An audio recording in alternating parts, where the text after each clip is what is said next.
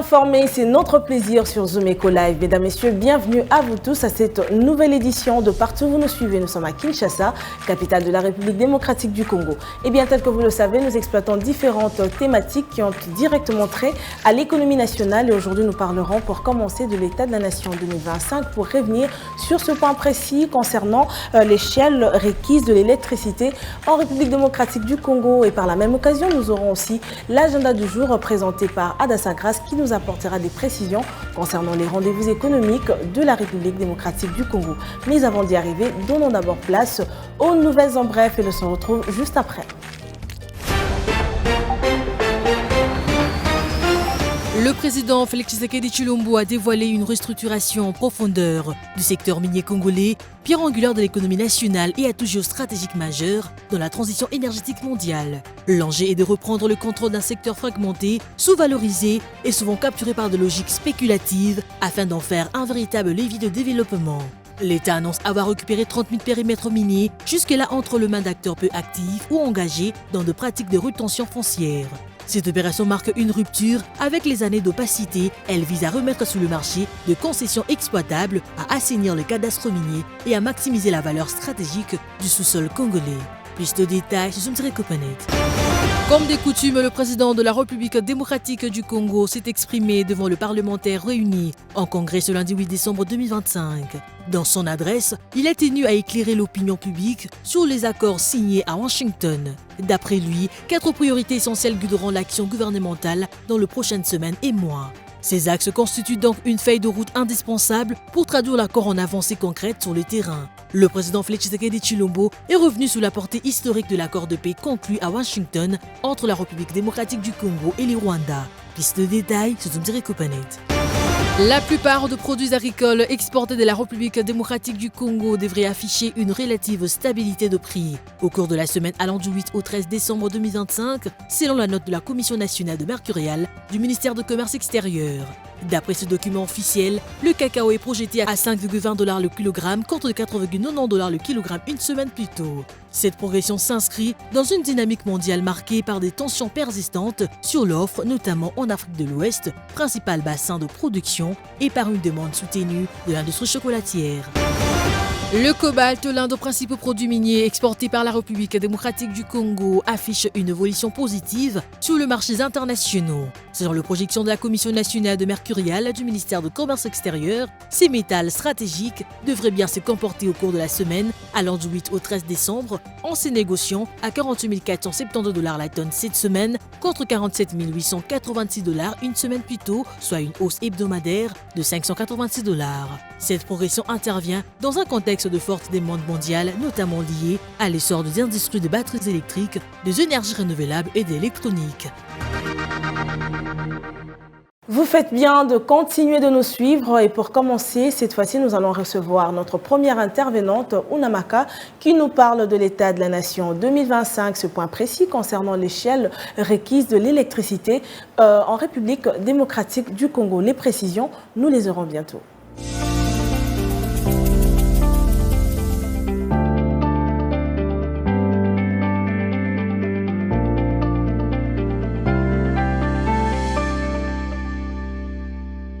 C'est un réel plaisir de partager ce plateau avec vous. Judith Unamaka, bienvenue. Merci Judith. Alors pour commencer, pouvez-vous nous fixer, puisque la semaine se poursuit, sur les fixations nettes ou encore l'évolution du cours de change actuellement en RDC, en particulier à Kinshasa? Voilà, concernant le marché de change actuellement en RDC, commençons justement par l'officiel où 1 $ revient à 2228 francs congolais. Un franc CFA se change à 3,96 centimes et 1 euro s'altère à 2599 francs congolais. Maintenant, prenons le cas du marché parallèle. Nous sommes focalisés particulièrement à Lemba et dans ce lieu, circonscrit comme cible, 1 $ revient à 2200 francs. Un franc CFA se change à 3,00 centimes et 1 euro s'aliène à 2300 francs congolais. Rapidement, on va prendre le vif de notre sujet qui concerne l'échelle requise de l'électricité en République démocratique du Congo pour l'année 2025. Alors la grande question est quelles sont justement les grandes lignes évoquées sur l'échelle de l'électricité requise en République démocratique du Congo et ce banc s'inscrit dans quel contexte exactement?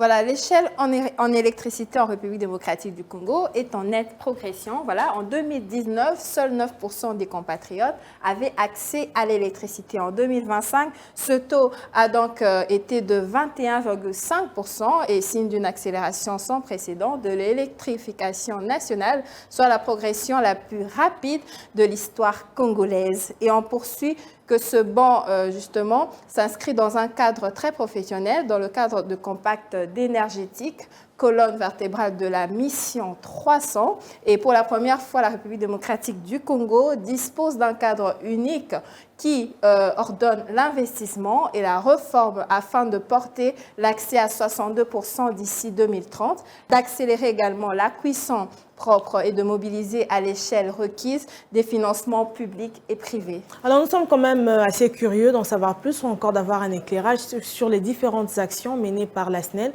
la Société nationale de l'électricité, pour alimenter la RDC, la population congolaise en électricité. Voilà, les actions menées par la SNEL au courant de cette période sont les suivantes. On note que la SNEL a remis en service plusieurs groupes de production, dont le G25, INGA 2, avec 193 MW récupérés. Et on poursuit que grâce au partenariat public-privé mis en place, 70% de cette énergie est desservie justement au secteur privé, tandis que 30%, soit 55 MW, sont réorientés vers les dessertes domestiques et qui permettra justement d'alimenter environ 300 000 foyers supplémentaires à Kinshasa. Et dans la continuité de cet effort justement du gouvernement, le G24 entrera donc en vigueur sur les travaux pour une durée estimée à 24 mois avec à la clé justement 192 mégawatts supplémentaires qui seront injectés sur le réseau et dont 100% reviendront à la commercialisation et également à la SNEL. Avant de finir avec vous, Namaka, pouvez-vous nous fixer sur ce que nous devrons retenir de cette politique d'eau et d'énergie adoptée pour la première fois par le gouvernement congolais et quels sont les défis majeurs? Le gouvernement de la République démocratique du Congo a adopté pour la première fois justement la politique nationale de l'eau et de l'électricité alignée sur le programme d'action du gouvernement 2024-2025. L'objectif est de faire progresser l'accès à l'eau potable de 36% en 2024 et de 70% en 2028. Et les défis majeurs sont très considérables. Une partie des infrastructures est obsolète et des poches de délestage persistent et les opérateurs publics font face à des contraintes financière, ça c'est la première étape, autant que la trajectoire est désormais sans ambiguïté et l'accès de tous à une énergie fiable fondée sur les ressources renouvelables et respectueuses de l'environnement congolais. Ok, merci à vous. On va s'arrêter par là pour aujourd'hui. On se retrouve prochainement avec le même plaisir. C'était un plaisir, Piombo. Merci à vous. Un dossier à mettre sur table et à exploiter avec Mac Gardidiana aujourd'hui concernant l'accord de Washington. Les non-dits, nous en saurons plus une fois qu'il sera sur ce plateau.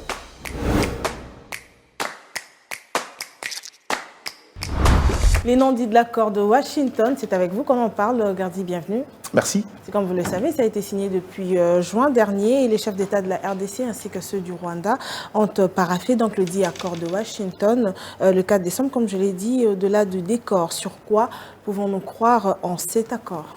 Alors, deux éléments essentiels, même si on a beaucoup, sur quoi on peut croire en cet accord, c'est que cet accord, pour la première fois, signé à la Maison-Blanche à Washington, consacre pleinement l'intégrité territoriale de la RDC. Pourquoi on en parle? Pourquoi c'est un élément déterminant? C'est qu'aujourd'hui, Kinshasa vit un peu ces velléités des balkanisations, comme on a l'habitude de le dire. Parce que dans l'historicité de la guerre de l'Est, vous verrez qu'au-delà des questions d'ordre économique, il y a également des questions de terre et des questions d'ordre ethnique, qui d'ailleurs sont le fondement de l'approche choisie par le Rwanda. La preuve, c'est que sur place à Washington, pendant que les gens parlaient de la question de la RDC, dans l'envers du décor, Kigali s'est déplacé avec plus de 200 populations, je dirais, Banyamulenge et rwandais, qui sont venus, qui ont même utilisé les moyens suffisants pour mettre en place des parkans et décors avec un seul message: Tshisekedi tuerait les Banyamulenge. Ce qui est une fausseté qui ne passerait qu'au niveau du métropole, au niveau des États-Unis, parce qu'à Kinshasa, tout le monde sait que c'est une fausseté. Et donc, au regard de ces vicissitudes-là, il était essentiel que cet accord reconnaisse pleinement la notion de l'intégrité territoriale de la RDC. Et le deuxième élément qui peut nous en fait, qui peut nous permettre de croire à cet accord aujourd'hui, c'est les considérations d'ordre économique, la question de l'intégration. Je sais que quand on parle d'intégration régionale, dans le commun mortel, généralement, c'est une question qui passe très difficilement, mais pour rappel, parce que quoi que l'on dise, c'est vrai qu'on va aller dans la formalisation, mais Kinshasa, depuis toujours, vit une forme d'intégration économique régionale.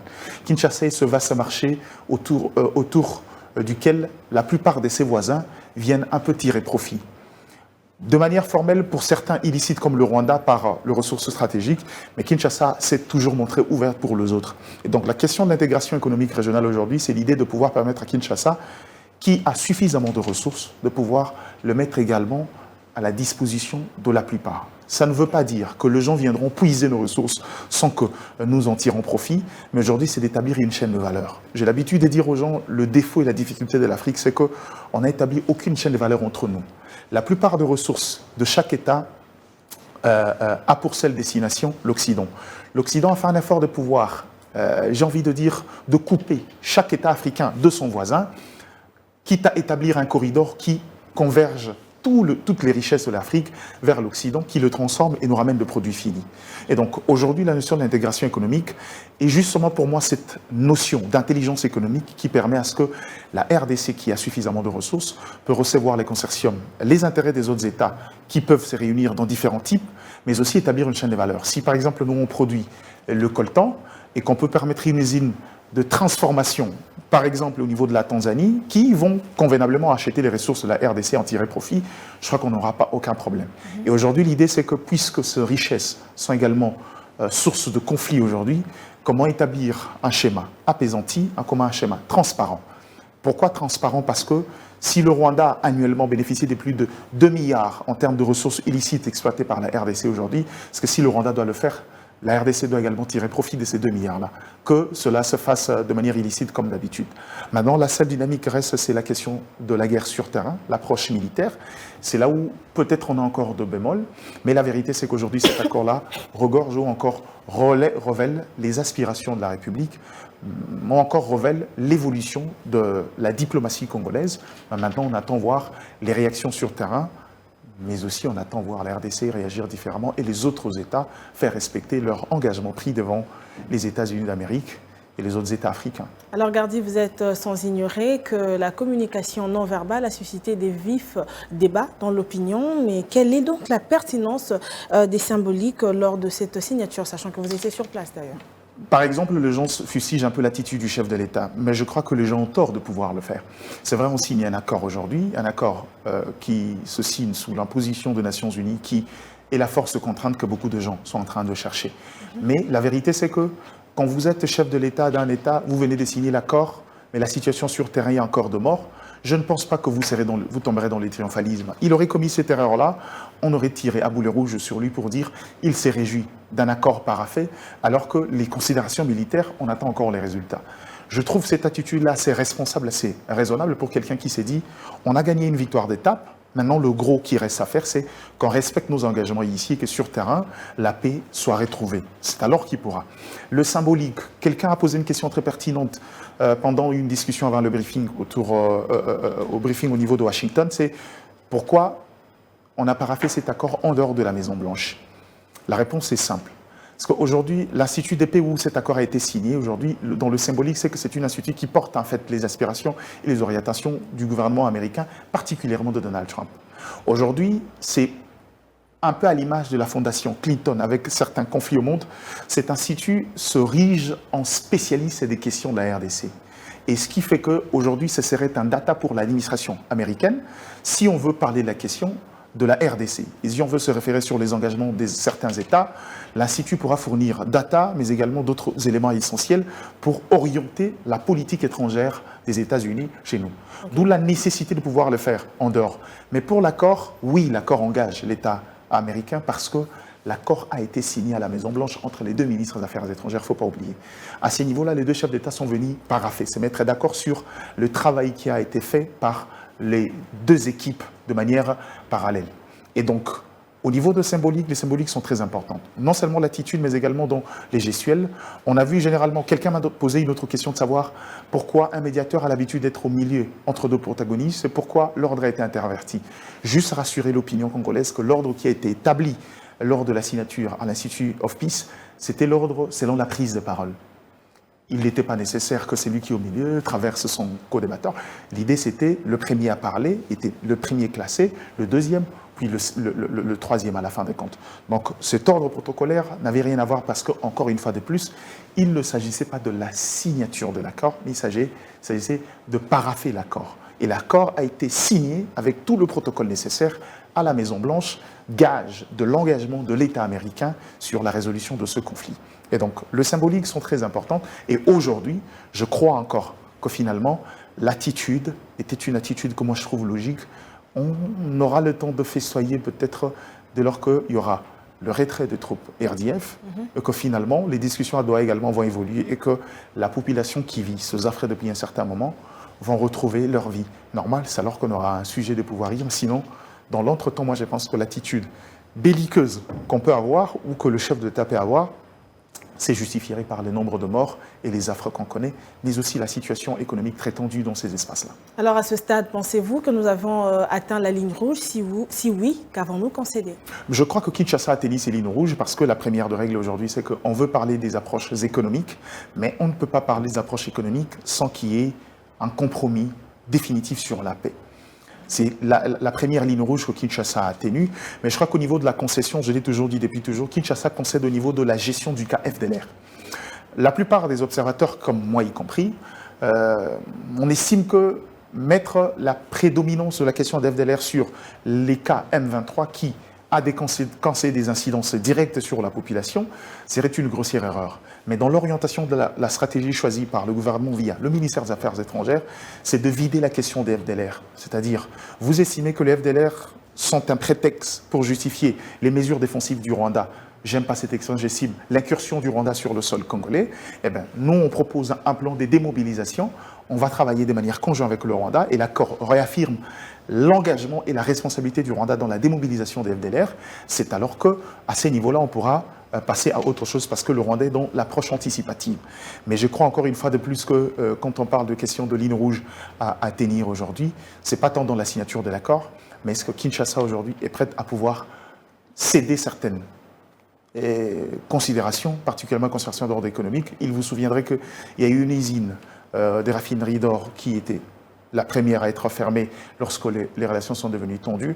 Je ne pense pas qu'aujourd'hui, les questions d'économique entre la RDC et le Rwanda sont dans l'ordre du jour, dans la mesure où on ne peut pas parler des questions d'intégration sans parler de la paix.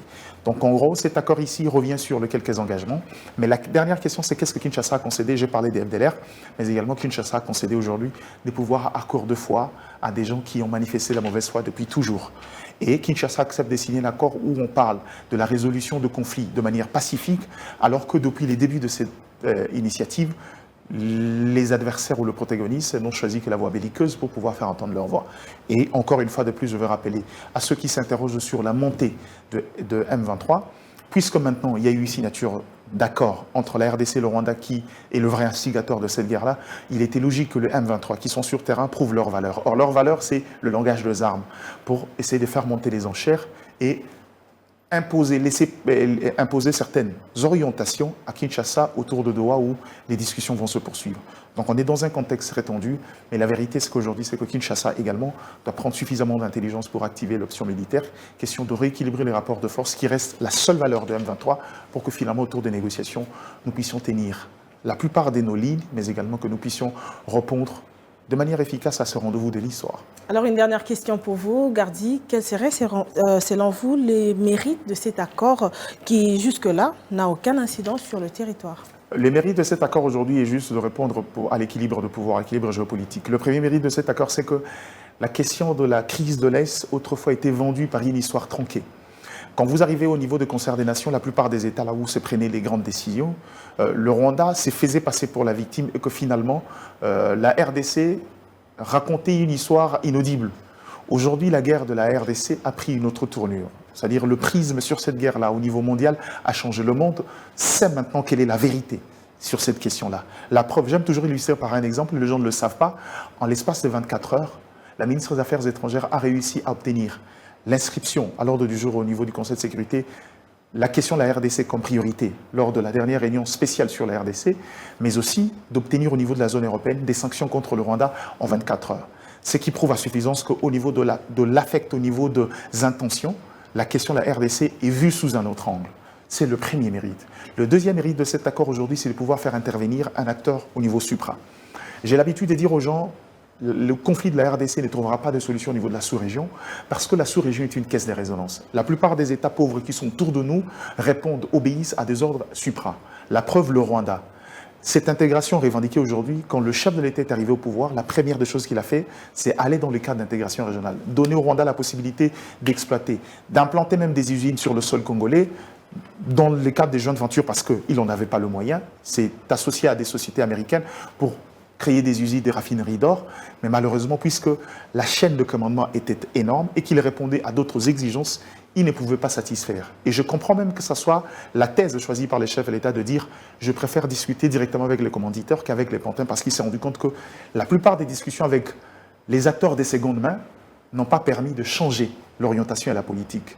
Mais à ces niveaux-là, je crois que le mérite encore, c'est qu'aujourd'hui, l'intégration des économies des États-Unis d'Amérique, qui ont des intérêts sur la matière stratégique, permettra à ce qu'aujourd'hui, qu'on ait une pesanteur capable de faire fléchir la position et de la RDC et du Rwanda. La preuve, c'est cet accord signé sous contrainte parce que le Rwanda continue à descendre dans cet accord tous les jours. Ce qui prouve également à l'opinion congolaise qui pense que les choses sont faites dans le sens du Rwanda, c'est que si cet accord était fait dans le sens du Rwanda, le Rwanda signerait et l'appliquerait sans embâche. Si le Rwanda continue à jeter du discrédit sur l'accord, ça veut dire que les choses ne sont pas faites dans son sens convenablement.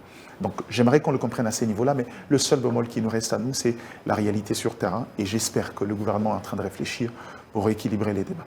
Voilà le quelques mérites de cet accord, mais cet accord a également de faiblesses, on y reviendra très prochainement. Alors là, on doit se le dire que ce sont des précisions assez importantes à noter. Merci à vous, Gardier, pour ce dossier proposé. C'est à moi de vous remercier.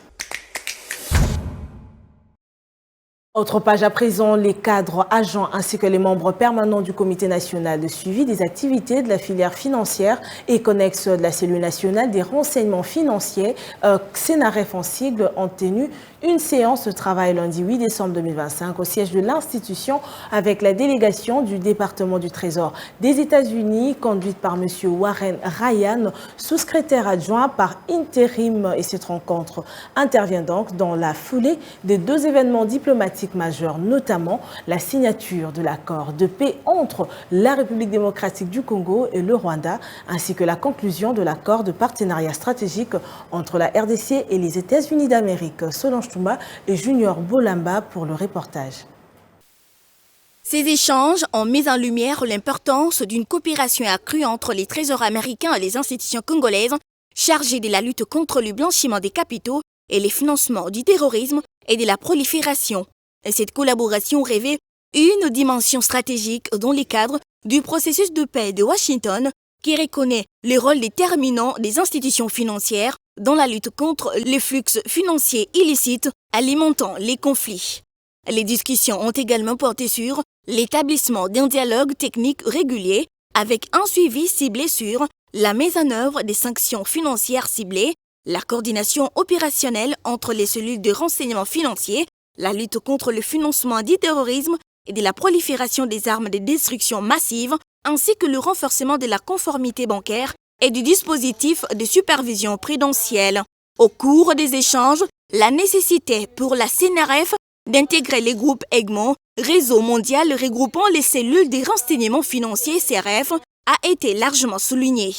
Cette adhésion revêt une importance capitale, notamment pour faciliter la transmission sécurisée et rapide des renseignements financiers entre la RDC et les juridictions partenaires et de renforcer les capacités de la CNRF en matière d'analyse, d'investigation financière et de coopération internationale. L'intégration de la CNRF au groupe Egmont est ainsi une étape importante pour aligner la RDC avec les meilleures pratiques internationales et renforcer sa crédibilité dans le mécanisme de lutte contre la criminalité financière. Les autorités congolaises ont présenté l'état d'avancement significatif du plan d'action du GAFI. Il était nécessaire de voir comment nous sommes en train d'évoluer au niveau de la lutte contre le blanchiment des capitaux et le financement du terrorisme et voir quels sont les créneaux qui peuvent être mis à notre disposition pour renforcer cette collaboration bilatérale. Donc on a fait le point sur le processus de l'ICRG et on a vu dans quelle mesure la CNRF pouvait coopérer ou collaborer avec FinCEN, qui est l'homologue de la CNRF, donc qui est une autre cellule de renseignement financier au niveau des États-Unis, et comment le CONASAFIC pouvait collaborer avec l'OFAC, qui serait son homologue au niveau des USA.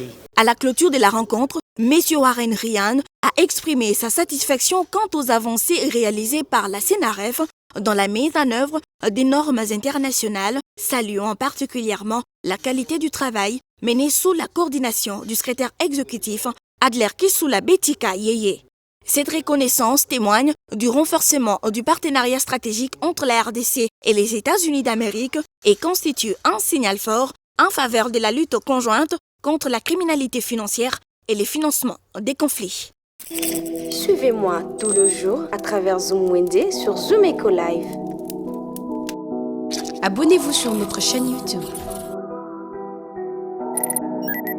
Zoom Eco Live, la référence de l'actualité économique en RDC. Nous passons à présent à la prochaine rubrique Zoom Wende qui nous est présentée par Naomi Kandé. Aujourd'hui, elle nous amène dans l'un des supermarchés retrouvés dans la ville-province de Kinshasa pour prélever les prix des biens de première nécessité. Suivez ce tableau proposé.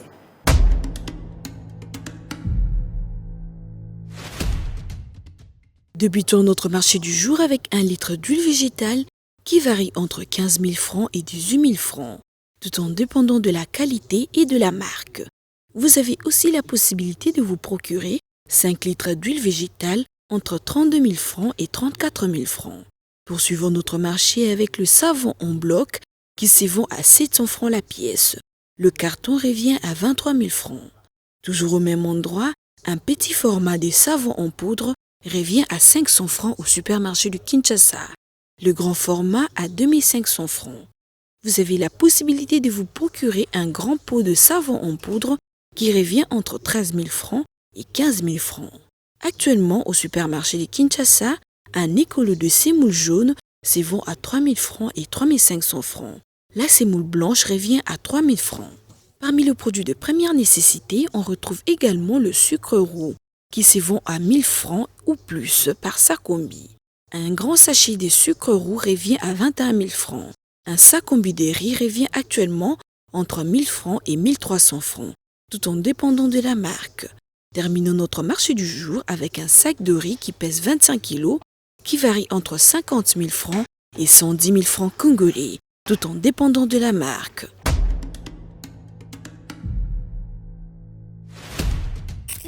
Les rendez-vous économiques, c'est dans l'agenda sur Zoom Eco Live. Abonnez-vous sur notre chaîne YouTube. Zoom Eco Live, la référence de l'actualité économique en RDC. Et nous démarrons la semaine avec des précisions concernant les prévisions des rendez-vous économiques de la RDC avec Adassa Grasse dans sa rubrique Agenda. Suivez-la.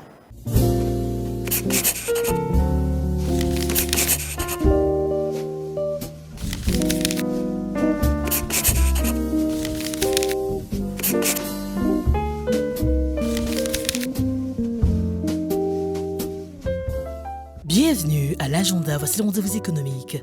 Commençons d'abord par rappeler une assemblée générale extraordinaire prévue le 12 décembre 2025 à Kinshasa que prépare la Chambre de commerce et d'industrie franco-congolaise. À présent, notons la 3e édition Trophée Tombouama qui est prévue à Kinshasa le 14 décembre 2025, axée sur les thèmes « Bâtir maintenant pour un Congo rayonnant ». Et pour finir, signalons que le mardi 16 décembre prochain se déroulera un forum axé sur les thèmes l'agroalimentaire, pilier du développement et la diversification économique. Ces forums s'y tiendra également à Kinshasa. Merci de nous avoir suivis. Au revoir.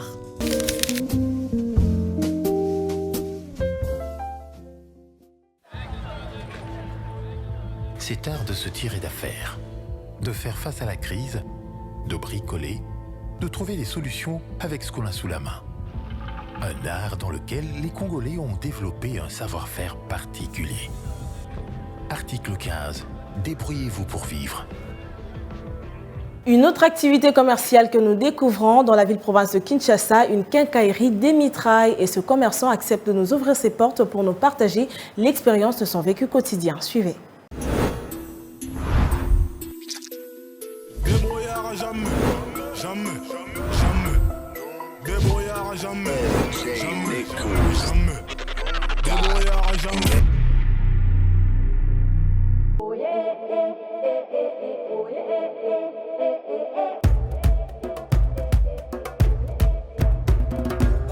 Comme on a dit quincaillerie générale, on a vraiment presque tout. On a sur les plans, tout, il y a technique.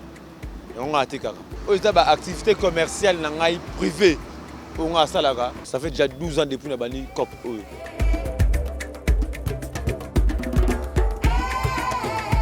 La COP, on a besoin de quincaillerie générale, en tout cas, qu'on gagne par jour, il y a des ratés, il y a des Zambie. Il y a des jours où on a 200 000 francs. Il dépend de Ghana. On a 300 000 francs, il dépend de Ghana en Zambie. On a 50 000 francs, il dépend de Zambie, merci. On a 10 000 francs, la quincaillerie générale de Salara.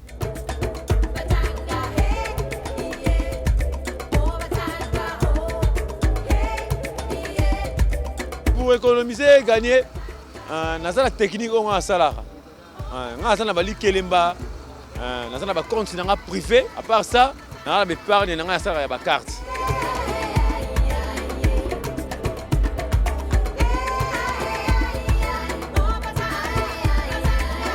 Normalement, la COP Nabiso, chaque jour, on est obligé, il faut la mourada dans le monde. Pour que les gens dans la ville, on a son babylou, on va pas passer. Pour que les 6 heures, il y a plus de 10 tonnes. On est obligé, il faut son babylou. Pour que les rapide. Il y a un bloc où il y a 10 colonnes de barre de fer. On est obligé, il faut son babylou. Nous sommes avec réduction. Si on a besoin de la ville, la quincaillerie générale.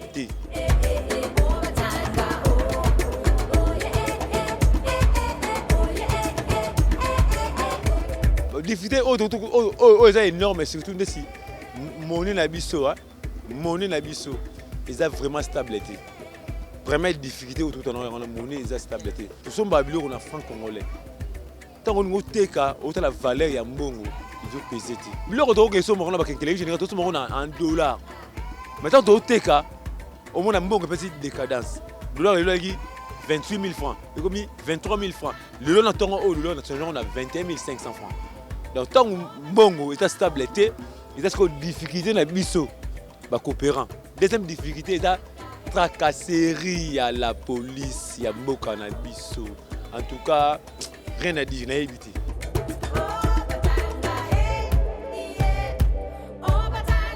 Le message n'a pas été fait congolais. Qui dit bataille, pour la tête, cause la matricule à l'état. Bunda, en fait, que le billet, ça l'a bien.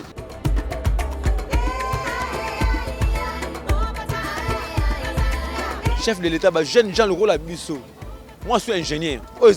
Bisso Moro de créer l'emploi dans Bisso Moro. Surtout que nous sommes les alités. Voilà les gens encouragés. Voilà les gens à soutenir. Donc, le message on a aussi fait le chef de l'État, Yango Wana.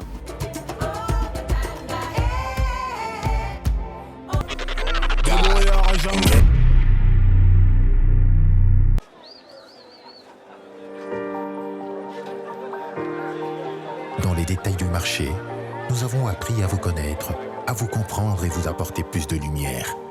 Désormais, avec vous, c'est parti pour un voyage de rêve vers une destination meilleure. Ensemble, découvrons le civisme fiscal et la bonne gouvernance dans la gestion de la Res Publica grâce au décryptage de l'actualité économique du pays avec des chiffres clés.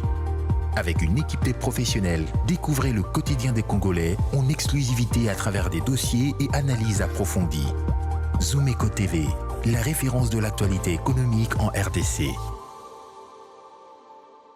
Nous voilà arrivés à la fin pour aujourd'hui. Merci à vous d'avoir été nombreux à nous suivre. Ça a toujours été un réel plaisir pour nous de passer ces petits bouts de temps à vos côtés pour parler de l'économie nationale. D'ici là, prenons rendez-vous pour une prochaine édition avec le même plaisir. Au revoir et à bientôt.